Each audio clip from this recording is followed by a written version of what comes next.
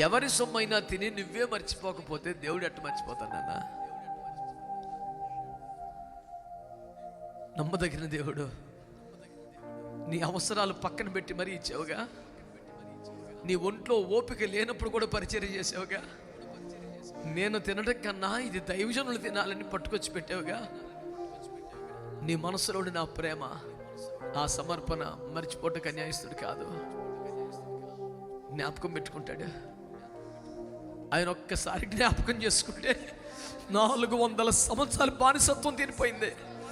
ఒక్కసారి జ్ఞాపకం చేసుకుంటే హిజ్కియాకి ఆయుష్ పొడిగింది. ఒక్కసారి జ్ఞాపకం చేసుకుంటే శాంసన్ కోల్పోయిన బలం మరలా వచ్చేసింది. నిన్ను జ్ఞాపకం చేసుకుంటే స్వస్థత రాదా? జ్ఞాపకం చేసుకుంటే ఆరోగ్యం రాదా? జ్ఞాపకం చేసుకుంటే ఆయుష్ రాదా? జ్ఞాపకం చేసుకుంటే నీ డబ్బు తిరిగి రాదా? జ్ఞాపకం చేసుకుంటే ఏమి రాదు. ఒక్కసారి జ్ఞాపకం చేసుకో ప్రభు.